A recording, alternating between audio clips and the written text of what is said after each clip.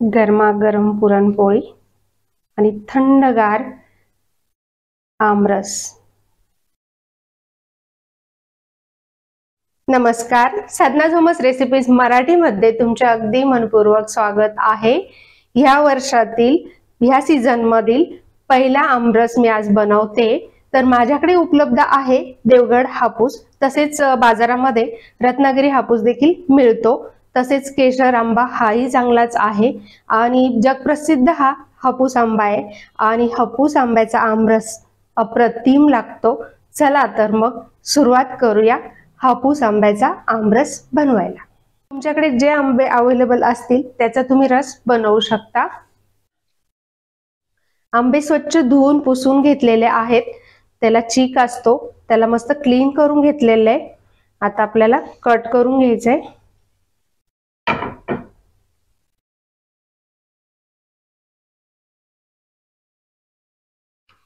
आता याची साल काढून घेऊया।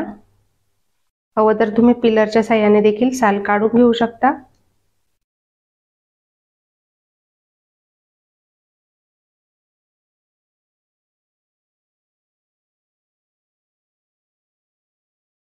आंब्याची साल काढून झालेली आहे। याच पद्धतीने आपण आंबे सोलून घेणार आहोत, साल काढून घेणार आहोत। आंब्यांची साल काढून झालेली आहे। 5 आंबे घेतले मी इथे। आंबा कट करून घेऊया।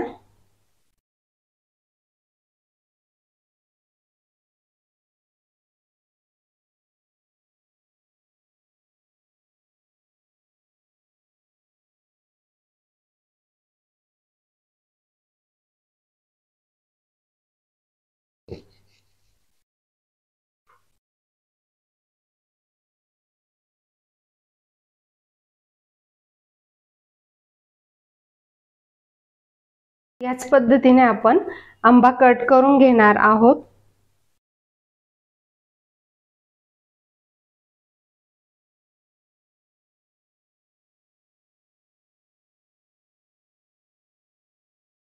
आमरस तुम्ही या पद्धतीने देखील बनवू शकता, किसणीने किसून। यापेक्षा बारीक किसणी घेतली तरी चालेल। लाईट नसल्यावर हा एक चांगला पर्याय आहे। आमरस हा वेगवेगळ्या पद्धतीने बनवला जातो। आता इथे तुम्ही बघू शकता कट करून घेतलंय आणि इथे आपण किसणीने किसून घेतलंय। हा अगदी इन्स्टंट तयार होतो, पण मला ह्या वेळेने जास्त आवडतं। हे बघा, मँगो तर आपले कट करून झालेले। आता आमरस बनवूया। ग्राइंडिंग जार मध्ये टाकून घेऊया।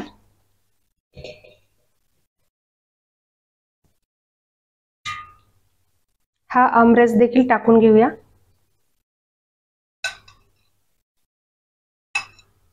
आता आपण यामध्ये साखर टाकून घेणार आहे। ऑप्शनल आहे, हवं असल्यास तुम्ही यामध्ये साखर टाका। साखरेच्या जागेवर तुम्ही गूळ देखील घेऊ शकता। थंड पाणी आहे, आता ते टाकून घ्यायचं। थंड पाण्याऐवजी तुम्ही बर्फ देखील घेऊ शकता। थोडं पाणी टाकून घेतलंय मी इथे। पाणी घेतलंय, तुम्ही दूध देखील घेऊ शकता। पाणी टाकण्याचा उद्देश एवढाच की कन्सिस्टन्सी ऍडजस्ट होते। आणि तुम्ही बघू शकता अगदी थोडं पाणी घेतलंय। आपला आमरस तर तयार आहे, तुम्ही इथे बघू शकता कन्सिस्टन्सी। वाव,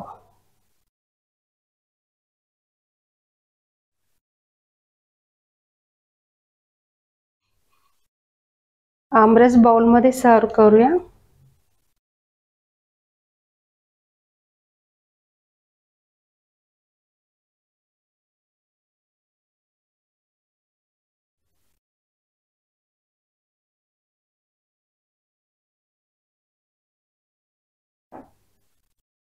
बाउल मध्ये तर सर्व केलाय, आता आपण ग्लास मध्ये सर्व करतोय।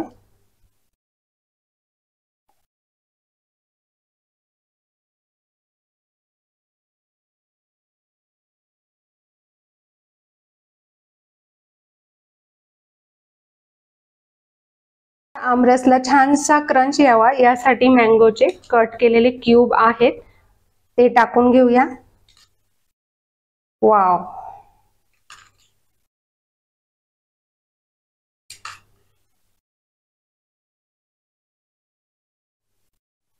पुरणपोळी शेकवून घेऊया.